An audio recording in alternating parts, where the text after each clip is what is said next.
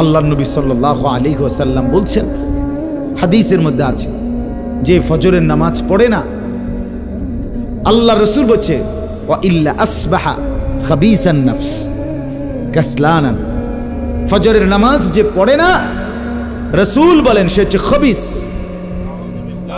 খবিস, এটা খবিস তুই বেটা। এই তোমরা যারা ফজরের নামাজ পড়ো না, খবিস তুই বেটা, খবিস। পাউডার লাগায়, পাউডার লাগাও কিত্তা, খবিস কোথাকার। খবিস আবার পাউডার লাগাও কিত্তা, ফেয়ার এন্ড লাভলি ডলো কিত্তা। কথা বলেন না কেন? তুই কিত্তা পাউডার লাগাও, পাউডার লাগাইলে বুঝি সুন্দর হয়। বেড়িয়ে দেখো না পাউডার লাগায়ও, এ বুড়িয়ে লাগায় ঘন্টা দুয়েক পর আবার এ বুড়িয়ে দুইয়া লায়। বুড়ি জানে এটা ধোকা, ঠিক কিনা বলেন না? এটা যে ধোকা, নাহলে বুড়ি ধোকা। মেকআপ বক্স ধোকা আবার লাগাইয়া সেরা, এটা ধোকা, এটা আসল না, এটা নকল। আল্লাহ নবী সাল্লাল্লাহু আলাইহি সাল্লাম বলেন বেনামাজি খবিস। আর নবীজি হাদিসে আছে, বাথরুমে ঢুকতে, পেশাব পায়খানায় ঢুকতে নবীজি খবিস থেকে পানাহ চাইতেন, দোয়া পড়তেন। তো এই দোয়ার অর্থ কি? আল্লাহ আমি খবিস থেকে কি চাই? পানাহ চাই। তার মানে নবীজি বুঝাই দিছে উম্মত, পেশাব পায়খানার মধ্যে থাকে খবিস। খবিসের ঠিকানা কোথায়? Bathroom, bathroom, toilet. আল্লাহুম্মা ইন্নী আউযু বিকা মিনাল খুবুসি ওয়াল খাবায়েস। আল্লাহ খবিস থেকে পানাহ চাই। বাথরুমে ঢুকতে বলে, যেন বেনামাজি খবিস। এই খবিসের ঠিকানা টয়লেট, নাপাক। এটা নাপাক, এটা অপবিত্র, অপদার্থ, এটা অকর্মণ্য। এটা জিন্দেগির আর অর্থ কি? জীবন মানে খানা, জীবন মানে ঘুম, জীবন মানে লজ্জাস্থানের চাহিদা পূরণ, যৌন চাহিদা পূরণ, এই তিন জিনিস। তাহলে কুকুরের সাথে, বিড়ালের সাথে, গরু ছাগলের সাথে তফাৎ কি? ওই প্রাণীগুলোও তো খানা, ঘুম এবং যৌন চাহিদা পূরণ করে কিনা? কথা বলেন না কেন? কুকুরের ছাও আছে কিনা? তো কুকুর বিড়াল খায় কিনা? কুকুর বিড়াল ঘুমায় কিনা? তো তোমার সাথে তফাৎ কি? বেনামাজি বলে সেজদা নাই যার কপালে। আমনের লগে জানোয়ারের পার্থক্য কোথা? আমনে খারাইয়া কোনছে ভিডিও করুক, আমনে কোন? হ্যাঁ হ্যাঁ বলেন, এখন বলেন, আমরা শুনি, এনে 10 জনে বিচার করুক। পার্থক্য কোন? আপনার সাথে জানোয়ারের তফাৎ কি? ছেলেরা বলো বাবা, তোমরা যারা মাগরিবের নামাজ পড়ো নাই, হ্যাঁ, লজ্জা কোথায় তোমাদের? শরম কোথায়? এই বেহায়া, কোন লজ্জায় আল্লাহর জমিনে চোখ তুলে তাকাও? হ্যাঁ, নির্লজ্জ। ছি ছি ছি ছি ছি। মুসলমান এত আত্মমর্যাদা বোধহীন হয় কিভাবে? মালিককে চেনে না, বানানেওয়ালাকে চেনে না, গোলামি বোঝে না, সেজদা দিতেও মন চায় না। মুসলমান এত পাষাণ হয় কেমনে? আরে তার মা কোথায়? তার বাবা কোথায়? আরে তুই কোন মার দুধ খাইছত রে? তোরে কি মা দুধ খাওয়ায় নাই? তুই কি বাবার হাতে বড় হও নাই? তুই কি মুসলমানের ঘরে জন্ম নেও নাই? হায় না ফরমান। মা বাপ গুলোকে বললাম, কি ফুতেরে মা আমনে দুধ খাওয়াইলেন? এই অপদার্থ তো সেজদাও দেয় না। হ্যাঁ, এই বাপ, কাল লাগে বিল্ডিং বানাইলেন? এই হাইওয়ান তো সেজদাও দেয় না। কাল লাগে সোফা বানান, মাতবুরি দেখান, সাদোয়ানে বইয়া গপ মারেন, জিফুত লইয়া বালা আসি, কিতা বালা? এ ফাঙ্গাস আর তেলাপিয়া খান যে, এ কারণে বালা। হ্যাঁ, এ ফার্মের মুরকা আর কক মুরকা, দুন্দুল আর করলা, দৈন্যা তার কাঁচামরিচ, টমাটো আর শশা, এই তো খানা। আর কিতা কথা বলে? নার কি ঘুরে গেলে তো ফাঙ্গাস তেলাপিয়ে দুনিয়ার বেশি কি ভোগ করছি আমরা? খুব আশ্চর্য কিছু, অনেক কিছু দুনিয়া ভোগ করছি আমরা। এটুকু দুনিয়া ভোগ করছেন বলে এ ফান কদ্দুর খান, বিড়ি খান, চা খান, বন খান, টেলিভিশনে মানুষের বেডির নাচ চান। আমনের বেডি তো আর নাচে না, নাচে মানুষের বেডি। কথা বলেন না? এতটুকু দেখেই দুনিয়া ভোগ করছেন বলে খুশি হয়ে গেলেন, তৃপ্ত হয়ে গেলেন, মজা পেয়ে গেলেন। আহা, আফসুসের ব্যাপার। এত লম্বা আখিরাত কেমনে পার হবেন? এত লম্বা কবরের জিন্দেগি কেমনে পার হবেন বলেন তো? নূহ আলাইহিস সালামের জামানায় যারা মারা গেছে তারা আজ কত হাজার বছর কবরে পড়ে আছে। ইব্রাহিম আলাইহিস সালামের জামানায় যারা মারা গেছে তারা আজকে কতদিন কবরে পড়ে আছে। হ্যাঁ, আবু জেহেল আজকে কত বছর কবরে পড়ে আছে? 1450 বছর, আরো বেশি, 1450 বছর ধরে পড়ে আছে কবরে। এরপরে তো হাসরের মাঠ, এরপরে তো ফুলসেরাত, এরপরে তো জাহান্নাম, আর তো রইছে। তাহলে দুনিয়ায় থাকলি কতদিন, কবরে পড়ে রইলি কতদিন? আপনি বলেন। আবু জেহেল দুনিয়াতে ছিল 800 বছর, কথা কন না? আবু লাহাব দুনিয়াতে জীবিত ছিল 900 বছর, তো কবরে আছে কত বছর? তো বাঁচছে কয় বছর? নাহলে 60 বছর, নাহলে 70 বছর, ঠিক কিনা বলেন?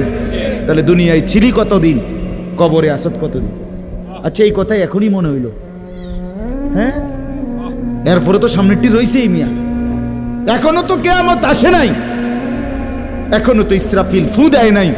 একবার ফু দিবে, সব কবরে যাবে, আবার ফু দিবে, হাসরের মাঠ কায়েম হবে।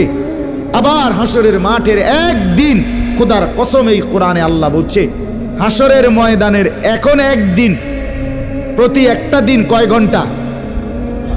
হাসরের একদিন আল্লাহ বলছে 50,000 বছর, 50,000 সানা, 50,000 বছর। হাসরের ময়দানের পুরা সময় না, একদিন, একদিন। পুরা হাসরের মাঠ কতদিন সেটা আল্লাহই জানে। প্রিয় বন্ধু আমার, নষ্ট হইেন না। ছেলেরা আমার, বাপ বরবাদ হইও না। মনে করো কেউ বলে নাই, তবুও নষ্ট করো না নিজেরে। বাবা বলে নাই, মা বলে নাই, সর্দারে বলে নাই, মাতবরে বলে নাই, গ্রামের মুরব্বীরা বলে নাই, কেউ তোমারে কিছু বলে নাই, তবুও তুমি নিজেরে নষ্ট করে দিও না। হযরত ইব্রাহিম আলাইহিস সালাম, পুরা কওম, আপন মা, আপন বাপ, সবাই মূর্তি পূজক, কেউ তো ওনাকে ইমানের দাওয়াত দেয় নাই, তবুও সেই ছোট্টবেলার থেকে তিনি ওইখানে থেকেই উনি খুঁজে নিছেন আল্লাহকে। কাকে খুঁজে নিছেন? আল্লাহকে খুঁজে নিছেন, আল্লাহকে তালাশ করে নিছেন। কওমের লোকেরা বলছে যে তারকা এটা রব। বলছে আচ্ছা ঠিক আছে, দেখি তো। কিছুক্ষণ পরে তারকা ডুবে গেছে। বলছে কই, রব আবার ডুবে কেমনে? পরের দিন এলাকার লোকরা বলছে চাঁদ, এটাই আমগো রব। বলছে আচ্ছা ঠিক আছে, মানে নিলাম, দেখি তো। ভোর হতে হতে দেখে চাঁদ নাই। কিও রব যদি জায়গা, তো আমি বন্দা রইলাম, রব কো? বুঝেন নাই কথা? এরপরে বলছে সূর্য, এটা বড় সড়ো মোড়া তাজা, এটাই রব। হ্যাঁ, ইব্রাহিম আলাইহিস সালাম বলছে আচ্ছা দেখি তো। সন্ধ্যা হইছে আর সূর্য ডুবে গেছে। তো ইব্রাহিম আলাইহিস সালাম বলছে হায় আমার কওম, কি কও ইডি তোমরা? তোমার মাথা ঠিক আছে নি? রব কেমনে এর মোড়ে নামে? রব এমন হয় কেন? বানানেওয়ালা এত দুর্বল হবে কেন? তখন তিনি বলছে ইন্নী ওয়াজ্জাহতু ওয়াজহিয়া লিল্লাযী ফাতারাস সামাওয়াতি ওয়াল আরদা হানিফা ওয়া মা আনা মিনাল মুশরিকিন। না কওম শোনো, আমি তোমাদের বানানো কোনো দিকে ফিরবো না। আমি ফিরছি, আমার চেহারা, আমার জিন্দেগি ফিরাইয়া দিলাম ওই সত্তার দিকে যিনি 7 আসমান ও জমিন পুরাটা বানাইছে। হানিফান, একনিষ্ঠভাবে আমি শুধু তার দিকে ফিরলাম। ওমা আনা মিনাল মুশরিকিন, আমি মুশরিকদের অন্তর্ভুক্ত নই, আমি আল্লাহকে ছাড়া কাউকে মানি না। হযরত ইব্রাহিম আলাইহিস সালামের বাবা বলছে, পুত তোরে আমি তেজ্য পুত্র করে বাড়ি ছাড়া করে দেব। হযরত ইব্রাহিম আলাইহিস সালাম বলছে, আ'তাজিলুকুম ওমা তাদউনা মিন দুনিল্লাহ, আব্বা আমি আমনেরে ছেড়ে দিলাম, আপনি আমার কিতে ছাড়বেন? আপনি বাইর জায়গা দিতেন না, কিতে আমি আইলাম না আপনি বাইর। আমার ঈমান দরকার, আমার আখিরাত দরকার। আমি বন দিয়ে কিতে করব? আমি সোফা দিয়ে করবো কি? আমি বিল্ডিং দিয়ে করবো কি? যার বাপে বিল্ডিং করে দিছে না, হাতে বেড়া পরে আর বিল্ডিং করতে আসছে না, কথা কয় না, বোঝেন নাই আমার কথাটা? যার বাপে জমি কিনা দিতে আসছে না, এবারে পরে এবারে ফুতে আর কোনোদিন জমি কিনতে আসছে না, তো কি আপনি যে একবার উল্টাইয়া গেছেন। হ্যাঁ, আরে ফুত, আমি যদি কদ্দুর কিছু করে দিয়ে যেতাম না পারি, আমি মরলে তারা খাইবো কেমনে? না, তারা চিরা খাইবো। আর পরে আপনি 2 বস্তা চিরা কিনে দিয়ে যাই, আপনি মরলে আর কেউ দুনিয়াত কাম করতো না, আপনি একটা কামিলা মরতে আছেন, শেষ। এটা ধোকার কথা না, বলেন না কেন? তো হযরত ইব্রাহিম আলাইহিস সালাম বলছে, আব্বা আপনাকে ছেড়ে দিলাম। ওমা তাদউনা মিন দুনিল্লাহ, আল্লাহকে বাদ দিয়ে যে আপনি যাকে ডাকেন, সেই মূর্তি আল্লাহকে বাদ দিয়ে যেগুলোকে আপনি ডাকেন, বাপ আমি এগুলোকেও ছেড়ে দিলাম। এবার ইব্রাহিম নবী বললেন, ও আদউ রব্বি, আমি শুধু কেবল আমার রব আল্লাহকে ডাক দিলাম। গোটা দুনিয়া ছেড়ে দিলাম বাপ, সংসারও ছেড়ে দিলাম বাপ, আপনি মা বাবার মায়াও ছেড়ে দিলাম, আমি শুধু আমার আল্লাহকেই ডাকলাম। আসা আল্লাহ আকুনা বিদুআই রাব্বি শাকিয়া।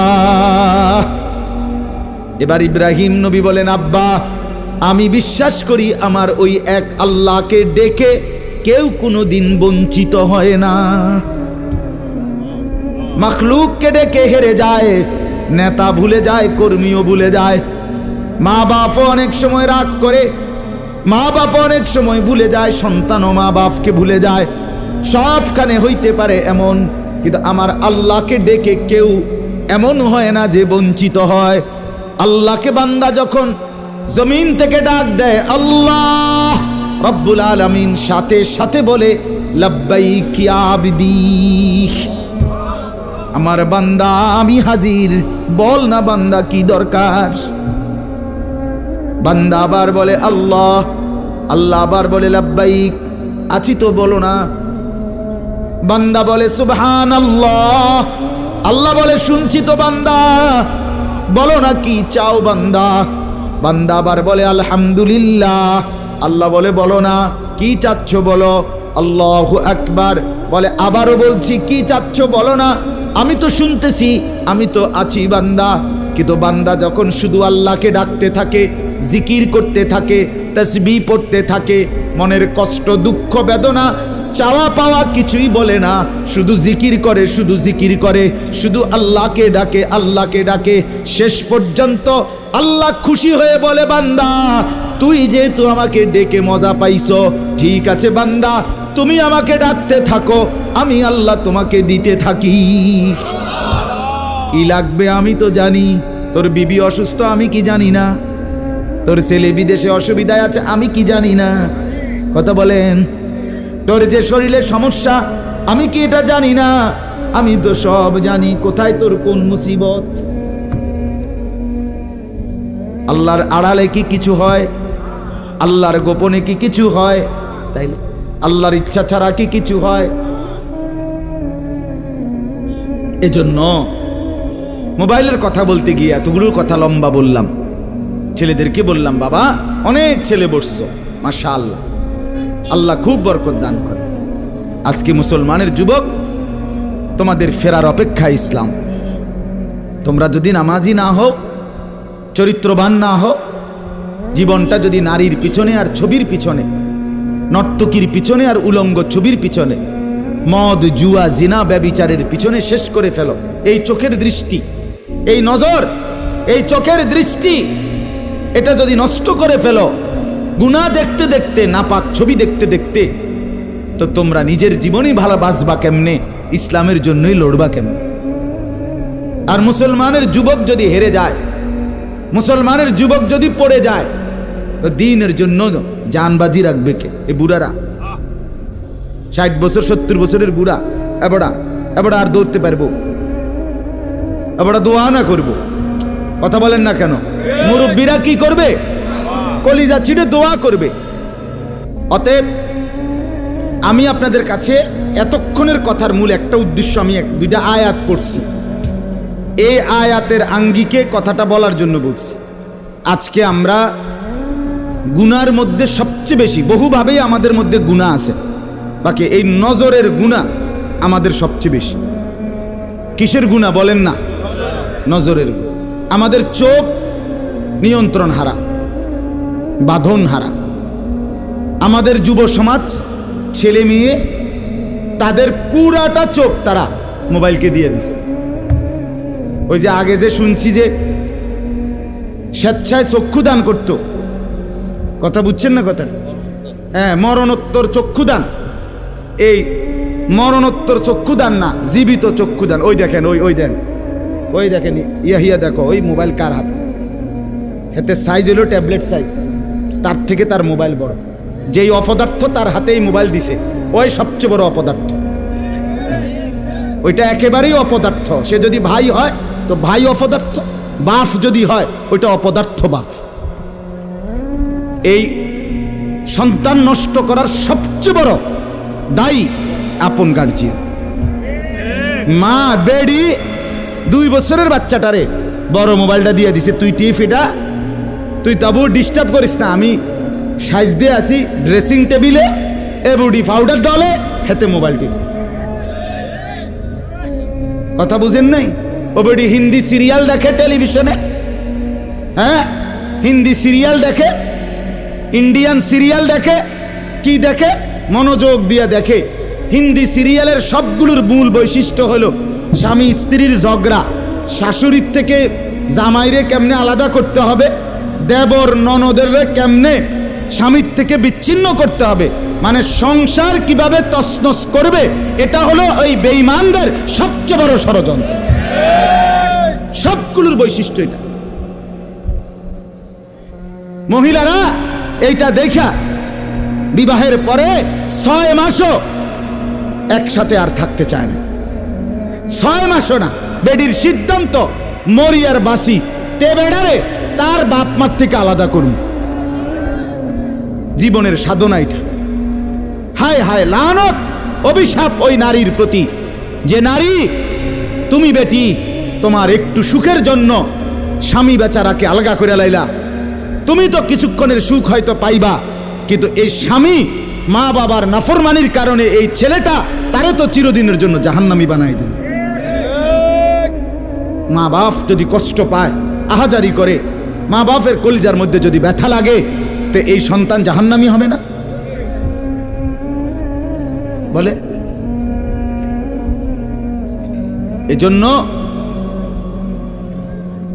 আমরা প্রত্যেকেই এই কথাটা বলতেছিলাম, আজকে আমাদের সবচেয়ে বড় গুনাহ আমাদের ছেলেদের, আমাদের মেয়েদের, আমাদের নারীদের, আমাদের পুরুষদের, আমাদের জওয়ান, আমাদের বুড়া, আমাদের যুবতী, আমাদের বৃদ্ধা, সবার একটাই বড় রোগ। আমরা চোখ অনিয়ন্ত্রিত। বুড়া মানুষও টেলিভিশন চায়, বুড়া চাচা বাঁকা হয়ে গেছে, কাশে বেরামে ধরে গেছে, কিন্তু এবার টেলিভিশন সাউন্ড, বেডিত সাউন্ড, চা দোকানে নাচ গান দেখার অভ্যাস ছোটে নাই। এমন অভ্যাস আছে কিনা বলেন না? যার নাই হেবড়া রাগ না হইলে ভালো। আর যে বেটা রাগ হইলে, আপনার এই অভ্যাস থাকলে, আপনার রাগ হইলেই কি আর আসলেই কি। অতএব নজর নিয়ন্ত্রণ করা চাই, নজর হেফাজত করা চাই, নজর সুন্দর করা চাই। অতএব আমার বাপ, আমি আপনাদের কাছে কোরআনুল কারীমের এই 2টা আয়াতের তরজমা শুনাইতে চাই। এটা পুরুষদের জন্য, নারীদের জন্য, উভয়টা। একজন মুসলিম পুরুষ, তার ব্যাপারেও আল্লাহর হুকুম, একজন মুসলিম নারী, তার ব্যাপারেও আল্লাহর হুকুম। উভয়কে আল্লাহ তাআলা বলছে চরিত্রের হেফাজতের জন্য সবচেয়ে প্রথম শর্ত, 1 নাম্বার দৃষ্টি হেফাজত। কোনো মানুষের চরিত্র সুন্দর কিনা এটার প্রমাণ তার নজর ঠিক কিনা। আপনি ওই কথা শুদ্ধ কয়, ফ্যান ফিনছে, শার্ট গাও দিছে, স্প্রে লাগাইছে, কথাবার্তা এমনি কুমাইয়া কয় জি জি জি আঙ্কেল কেমন আছেন, ভালো আছেন, এ আর মাশাআল্লাহ দেখছুনিও ভদ্র ভদ্র বাইয়া পড়তে আছে একবারে বড়। না না না না, 1 নাম্বার পবিত্রতা, সুন্দর উত্তম আখলাক, সৎ চরিত্রবানের 1 নাম্বার বৈশিষ্ট্য হলো যে যার চক্ষু নিরাপদ, যে চোখ নিরাপদ রাখে। 1 নাম্বার এটা আল্লাহ তাআলা বলেন। আর চূড়ান্ত হলো যে নিজের লজ্জাস্থান হেফাজত করে। এই 2 দিকের বেড়া, মাঝখান দিয়ে এর ভিতরে যা আছে সবগুলো এতে নিয়ন্ত্রিত হবে। যে নিজের চোখকে হেফাজত করে, নামাইয়া রাখে, ভিন নারী, হ্যাঁ, যেই দৃশ্য দেখা, যেই ছবি, যেই নাচ গান, অশ্লীল দৃশ্য, হ্যাঁ, উলঙ্গ ছবি, বেপর্দা নারী, ভিন নারী, যাকে দেখার আমার কাছে অনুমতি নাই, আল্লাহ অনুমতি দেন নাই, তার থেকে নজর যে নামিয়ে রাখে এবং নিজের লজ্জাস্থান যে হেফাজত করে, আল্লাহ কোরআনে বলছে যালিকা আজকা লাহুম, এটাই হচ্ছে সর্বশ্রেষ্ঠ পবিত্রতা। এটাই হলো সর্বশ্রেষ্ঠ, কি বলেন না, পবিত্র, সেই বড় পবিত্র। এবার এই শুদ্ধ কথা কোক আর সিটেঙ্গা কথা কোক, কথা নোয়াখাইল্লা হোক আর সিলিটটা হোক, এটা দেখার বিষয় না। দেখার বিষয় হলো তার নজর দৃষ্টি এটা নিচের দিকে কিনা, আর লজ্জাস্থান হেফাজত কি। এই দেখেন আল্লাহ কি বলে শুনেন। 18 নম্বর পারা 24 নম্বর সূরা, সূরায়ে নূর, এই সূরার 30 নম্বর আয়াত। আল্লাহ তাআলা বলেন, কুল, হে নবী আপনি বলুন, লিল মুমিনিন, সমস্ত মুমিন পুরুষদেরকে, পুরুষদেরকে মানে এই হুকুম কার্যকর শুরু হবে যেই ছেলেটা সাবালক হইছে, যেই মেয়েটা সাবালক হইছে, ওই দিন থেকে 100 কার্যকর।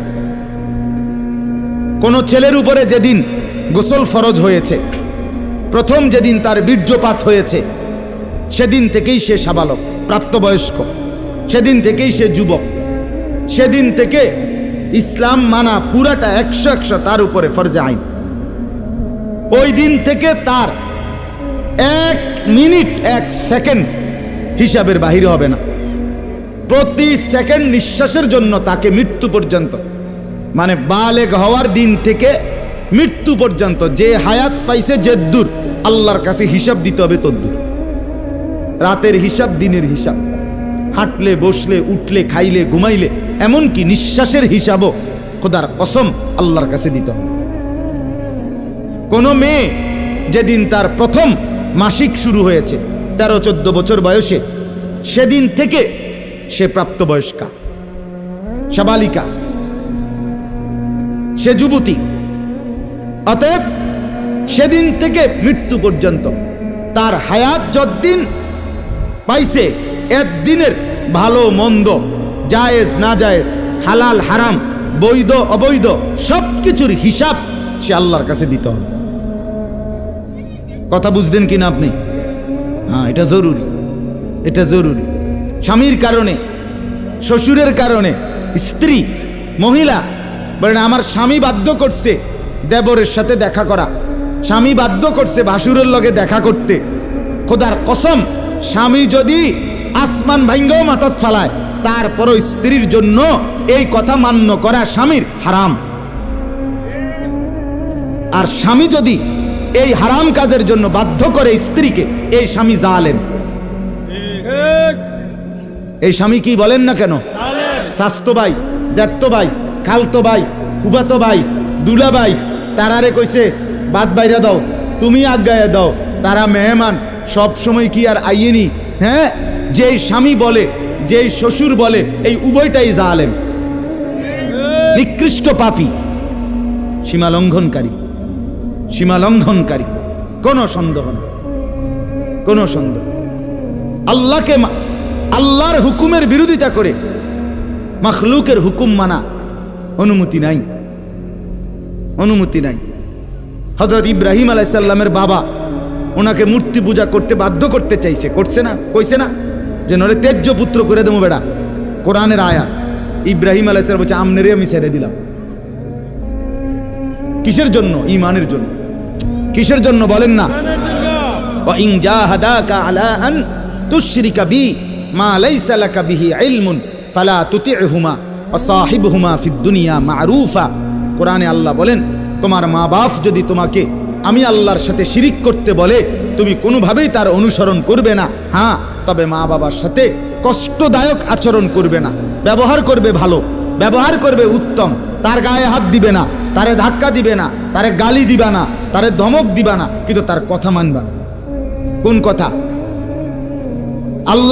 আল্লাহর নাফরমানির কথা। শিরিক, কুফর, নাজায়েজ, হারাম, হারাম। সেদিন আমার কাছে এক যুবক ভাই জিজ্ঞেস করছে এ কথা, যে তার বাবা তাকে বাধ্য করতেছে তার দোকান দেখাইয়া 5 লাখ টাকা সুদে টাকা নিয়ে দিতে। মন নাই? আমি পরিষ্কার আমরা বলছি যে অসম্ভব কথা। তোমার বাপ প্রয়োজনে তোমারে ঘর থেকে বের করে দিবে, দেও। এক তো তুমি তারে গালি দিও না, কিন্তু তুমি তার এই কথা মান্য না। এ কথা মানার অধিকার, যেটা আল্লাহ হারাম করছেন সেটা বাবার কথার কারণে হালাল? আরে বলেন না কেন? যেটা আল্লাহ হারাম করছেন সেটা স্বামীর কথার কারণে হালাল না। না, আমি কিতা করতাম, বেডিতে এই সমস্ত ফাঁকনা কথা কইলে হইতো না। তে বেড়া বাতানে চাইলানে আমি রাইন্দা দেই, এরপরে কিত বেডি হেতে কইতে পারবো। আরে আলাপ হোক, এসব আলাপ করলে হইতো। ফেরাউনের ঘরে বিবি আসিয়া ফেরাউনের মতো জালেম কাফের, তার ঘরে নিজের ঈমান 100 ঠিক রাইখা দেখায় দিছে পৃথিবীবাসীকে যে জমিনে ফেরাউনের চাইতে বড় কাফের কে হবে। আমি তার ঘরে থাইকে ঈমানদার থাকছি, আমি স্ত্রী আসিয়া, আমি জান্নাতি। অতএব পৃথিবীর সবচেয়ে বড় জালেমের ঘরে থাকলেও, পাপীর ঘরে থাকলেও তোমাকে আখিরাত বরবাদ করতে পারবা না। আল্লাহ আমাদের মা বোনদেরকে বুঝার তৌফিক দান করে, আপনাদেরকেও বুঝার তৌফিক দান। নিজের স্ত্রী, নিজের কন্যাকে বাজারের পণ্য বানাবেন না। আত্মমর্যাদা বহুত বড় সম্পদ, গায়রত। আপনার স্ত্রী বেপর্দা বাজারে বাজারে ঘুরে, রাস্তার পুরুষ রাক্ষসের মতো তাকাইয়া দেখে, আপনার আত্মসম্মানে লাগে না, আপনি বেগায়রত, আপনি পুরুষ নামের কলঙ্ক। আপনার মেয়ে বেপর্দা হাঁটে, 8-7 কাপড় পরে, টাইট কাপড় পরে, জামা পরে, রঙ্গিলা পাউডার সিয়া সাজ্জা রাস্তার বখাটে দুই পাশে কুত্তার মতো দুই পাশে গুরগুর গুরগুর কইরা পিছনে পিছনে ঘুরে। আমনে বাপ হইয়া জানেন, মেয়ে মা হইয়া দেখছেন, আমনের গায়ে লাগে না, কলিজায় লাগে না। আপনি বেগায়রত, আত্মমর্যাদাহীন পুরুষ আপনি। আমি সেদিন নিজে দেখছি, আমার কলিজা ছিঁড়ে গেছে। আমি নিজে দেখছি, ওই দেবিদ্দার রাস্তা দিয়ে আসতেছি, বাজারের মধ্যে জ্যাম। হঠাৎ আমার নজর জানালা দিয়ে বাহিরে দেখলাম একটা স্কুল পড়ুয়া মেয়ে। মেয়েটা আপনার স্বাভাবিকভাবে জড়সড় হয়েই হাইটা যাইতেছে সামনে দিয়া। ঠিক মেয়েটার এক হাত পিছনে একটা ছেলে আপনার এই বড় মোবাইল দিয়া, মেয়েটা হাঁটতেছে মেয়ের মতো। এই জানোয়ারে পিছন থেকে ভিডিও করতে করতে মেয়ের যাইতেছে পিছন। আমার মন চাইছে জানালা খুলে বলি, বোন তোর পিছনে কুত্তা লাগছে, তোর পিছনে কি লাগছে? কুত্তা লাগছে, তুই তোরে কুত্তা থেকে বাঁচা। বলেন মুসলমান এত নিকৃষ্ট হয় কিভাবে? আমরা নিজে কিতাবে পড়ছি, আজকেও পড়ছি ইয়াহিয়া, এই বইটা ফিলিস্তিনি বই। এটাতে লেখা আছে পৃথিবীর পশ্চিম প্রান্তে, মনে করেন পৃথিবীর এদিকে শেষ প্রান্তে যদি কোনো মুসলমান বোন নির্যাতিত হয়, খোদার কসম পৃথিবীর পূর্ব প্রান্তের শেষ মুসলমানের উপরও ফরজ ওই বোনের ইজ্জতের বদলা নেওয়া। এটা মাসালা। হ্যাঁ, কথা ছিল এই, মুসলমানের যুবক হবে মা বোনের ইজ্জতের পাহারাদার। আহা, কোথায় সেই মোহাম্মদ বিন কাসেম, 17 বৎসরের যুবক, আরব থেকে, আরব জাহান থেকে আসছে ভারতে, সিন্ধু প্রদেশে দেবল রাজার এলাকায় একজন বোনকে একজন ডাকাত, জলদস্যু, একজন পানির ডাকাত জলদস্যু তৎকালীন জামানায় একজন মুসলিম বোনের গায়ের ওড়না ধরে টান দিছিল। তখন ওই বোন চিঠি পাঠাইছিল হাজ্জাজ ইবনে ইউসুফের কাছে আরব দেশে, হাজ্জাজ তুমি বেঁচে থাকতে তোমার মুসলিম বোনের গায়ের ওড়না ধরে টান দিছে বেঈমান কাফের, তুমি এর বদলা নিবা কিনা আমি শুনতে চাই। হাজ্জাজ ইবনে ইউসুফ, আমরা কিতাবে পড়ছি, এরকম চেয়ার ছেড়ে লাফ দিয়া দাঁড়াইয়া চিৎকার দিয়ে বলছে, বোন আমার, গোটা আরবের সমস্ত মুসলমান যুবক প্রয়োজনে জান দিবে, আরবের সমস্ত যুবকের কলিজা যাবে, জান দেবে, শাহাদাত বরণ করবে প্রয়োজনে, তবু আমি তোমার এই বেইজ্জতির বদলা নেব। 3 বার সেনাবাহিনী পাঠাইছে সে, 3 বার। প্রথম 2 বার পরাজিত হয়েছে মুসলিম বাহিনী, তৃতীয়বারে নিজের একমাত্র মেয়ের জামাই মোহাম্মদ ইবনে কাসেম রাহমাতুল্লাহ আলাই, এই উনি ওনারে দিয়া এরপরে এই সিন্ধু দেবল রাজাকে পরাজিত করে ওই বোনকে জেলখানা থেকে উদ্ধার করছে এবং এই হিন্দু রাজার এলাকায় কালেমার পতাকা উড়াইয়া দিছে। হ্যাঁ, সেখান থেকেই এই ভারতীয় উপমহাদেশে মুসলমানদের যাত্রা, ইসলামের সূচনা। এক বোনের ইজ্জতের জন্য ধর্ষিতা হয় নাই, কাপড় টান দিছে কেন? খলিফা মুতাসিম বিল্লাহ, এক ইহুদি, খলিফা মুতাসিম বিল্লাহ, মুসলমানদের একজন খলিফার নাম উমাইয়া খলিফা। ওনার আমলে একজন মহিলা ইহুদিদের এলাকায় গেছিল, বাজারে, পর্দানসীন বোরখাওয়ালা নারী। ওই ইহুদি, দুষ্ট এক ইহুদি, ওই মহিলার পিছন দিক দিয়া, বোরকার পিছনে কৌশলে পিছন দিক দিয়া গোপনে এমন এক রশি টান দিস বাঁধছে। রশি বাঁধ দেওয়ার কারণে মহিলা যখন সামনের দিকে আগাইছে, তখন এই রশির টান লাগাতে মহিলার বোরকা উঠে গেছে উপরের দিকে সামান্য, উনি পড়ে গেছে। এই মহিলা ওই বাজারে চিৎকার দিয়া বলছে, ওয়া মুতাসিমা, হায় মুতাসিম তুমি কই? তোমার মুসলিম বোনকে বেইজ্জতি করছে। সাথে সাথে খলিফা মুতাসিম বিল্লাহ পুরা বাহিনী নিয়ে আইসা ওই ইহুদি অঞ্চল পুরা জ্বালায় ফেলছে।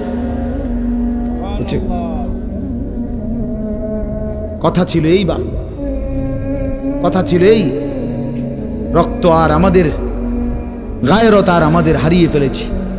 পরের মেয়ে দেখতে দেখতে, পরের নারী দেখতে দেখতে, টেলিভিশন দেখতে দেখতে, নিজের বিবি বাচ্চারও লাগাই দিছেন, নিজের ঘরে টেলিভিশন চাইতো, নিজেও বইয়া বইয়া সাদো আনে বেড়ি চান, টেলিভিশন চান, ফুতেও সারা রাত সারা দিন সমবয়সী ফুলানের লগে হাইটটা মোবাইলে ছবি চায়, তো সমাজ গড়বে কে? পরিবার নিরাপদ থাকবে কেমনে? কথা বলেন না কেন? বুড়ারাও সাদো আনে, বেড়ি তো ঘরের টেলিভিশনে, ফুলাফাইনে মোবাইলের আড্ডায়, তো মানুষ চরিত্রবান হবে কিভাবে? কমপক্ষে মুরব্বিগত লজ্জাবোধ থাকা উচিত। আমার মাথাতে ধরে না, মানে দাড়িওয়ালা 60 বছরের বুড়া বেড়া কেমনে বেড়ি চায় সাদো আনে বই? আমার একারে বহুদিন ভাই, আমি এটা অনেকদিন চিন্তা করে চাইছি, এটার কারণটা কি? আরে এরকম বুড়া বেড়া কিনলে বেড়ি চাই? আমনের কি জীবনটা আজ এতটা বছর পরেও এখনো আমনের আখেরাতের কথা মনে পড়ে নাই? আরে কি ডাকাইতো আমনে মরতেন না? আয় হায় আল্লাহ, একটা সমাজের মধ্যে কিছু মানুষ তো থাকা উচিত। আরে বলেন না, 2, 4, 10, 50 জন মানুষ তো একটা সমাজে থাকা উচিত, যারা সবাইকে চরিত্রের কথা, আখলাকের কথা, নামাজের কথা, আল্লাহর কথা, পরকালের কথা বলবে। এটা কি উচিত না? কথা বলেন, উচিত না? কিছু মানুষ উচিত। কই মানুষগুলো কই? বলেন না চাচা, ওই মানুষগুলো কই? চেয়ারম্যান ভাই বলেন, কই মানুষগুলো?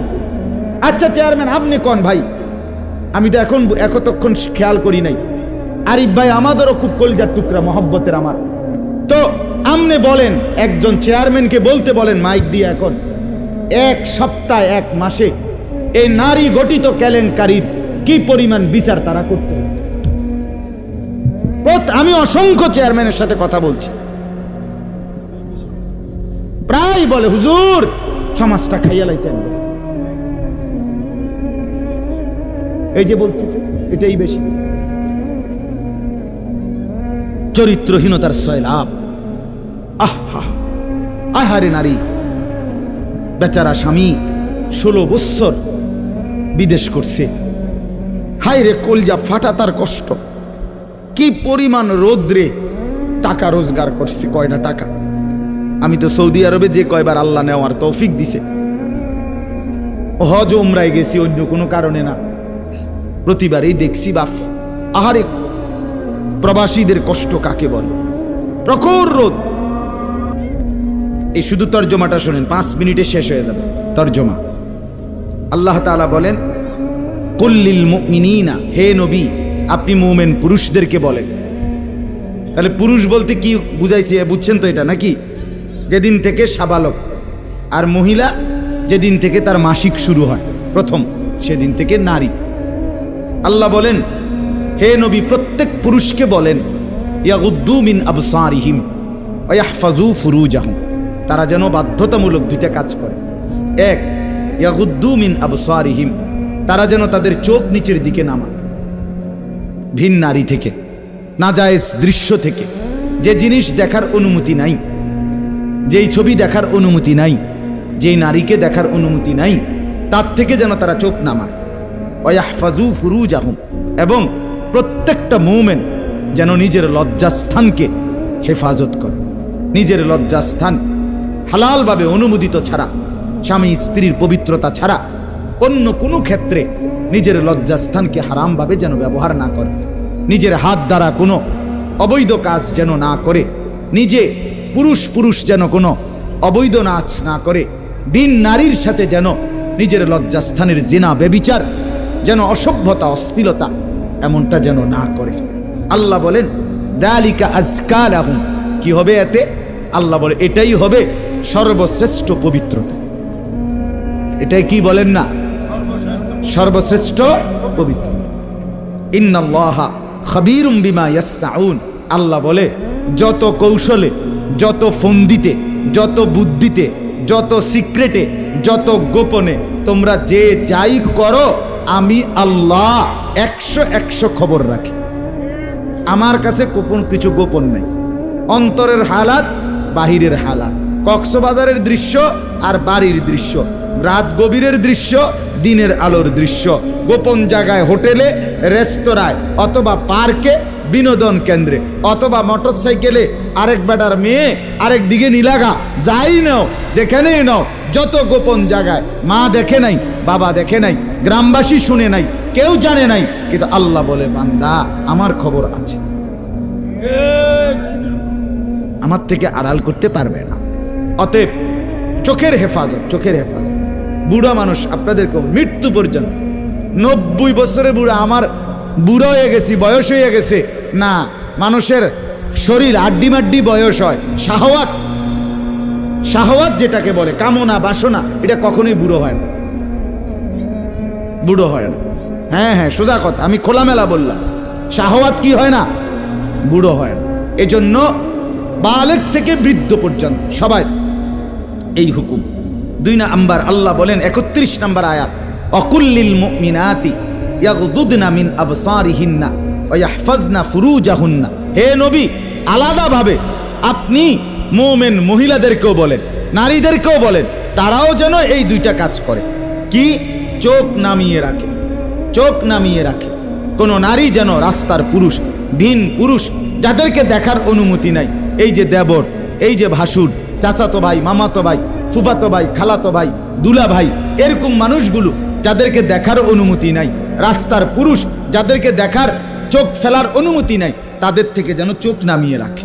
ওয়া ইয়াহফাজনা ফুরুজাহুন্না, আল্লাহ বলে প্রত্যেক নারীকে বলেন হে নবী তারাও যেন তাদের লজ্জাস্থানের হেফাজত করে। এক নারীর সতীত্ব, তার ইজ্জত, তার সম্ভ্রম, এটাই তার জীবনের সবচেয়ে বড় সম্পদ। যে নারী সতীত্ব হারা, যে মেয়ে ইজ্জত হারা, তার জীবনে আর 2 পয়সার কোনো মূল্য নাই। জন্তু জানোয়ারের কোনো মূল্য থাকতে পারে, কিন্তু এই বেহায়া, বেশরম, লজ্জা হারা, ইজ্জত হারা, যেটা যদি কেউ ধর্ষিতা হয় নাই কিন্তু পর পুরুষের সাথে অবৈধ সম্পর্ক করে, হারাম প্রেম করে, ভিন পুরুষের সাথে নিজের ইজ্জত নষ্ট করেছে, নিজের চরিত্র নষ্ট করেছে, খোদার কসম তার 2 পয়সার কোনো মূল্য এই সমাজে, দুনিয়াতে, আখেরাতে কোথাও নাই। সে ঘৃণিত, সে লাঞ্ছিতা নারী, এটার আর কোনো মূল্য নাই। এই জন্য বিবাহ বহির্ভূত প্রেম করার পরে, বিবাহ করার পর এই বিবাহ আর টেকে না। আমার কাছে বলি হুজুর কি গভীর সম্পর্ক ছিল, এখন বিয়ে করলাম 8 মাস না যাইতেই সংসারটা জাহান্নামের টুকরা হয়ে গেছে। আমি বললাম মূল কারণ হইল বিয়ার আগে আমনো হেবুডির কোনো দোষ ধরেন নাই, হেবুডিও আমনের কোনো দোষ ধরেন নাই, শুধুই কেবল ভালোই বাসছেন, কিচ্ছু আর কোনো ত্রুটি দেখেন নাই। তুমি না খুব ভালো, ও না এত ভালো, এডি তো ছিল আগে, যে সময় আপনি বালা বালা খাওয়াইছেন, চটপুটি, নুডলস, তারপরে বিভিন্ন বার্গার, এই সময় তো আরামে কথা কইছে। এখন যখন বিবাহ হয়ে গেছে, সংসার শুরু হয়েছে, এখন নুনের মধ্যেও দোষ, চিনির মধ্যেও দোষ। নুনও আগের মতো কড়া লাগে না, চিনিও আগের মতো মিঠা লাগে না। কথা বুঝেন না? এখন ভালোবাসা ঠুস। ভালোবাসা কি? এজন্য আল্লাহ বলেন, নারীকে বলেন নজর নামাইতে এবং নিজের লজ্জাস্থান হেফাজত করতে, বাকিটা অন্য কোনো দিন। আল্লাহ তাআলা আমাদের প্রত্যেক পুরুষ, নারী, যুবক, যুবতী, জওয়ান, বুড়ো প্রত্যেককে নিজের চরিত্রের সৌন্দর্যের জন্য চোখ দৃষ্টি নামানো এবং লজ্জাস্থান হেফাজত রাখবার তৌফিক দান করেন। আল্লাহ তাআলা কবুল করেন।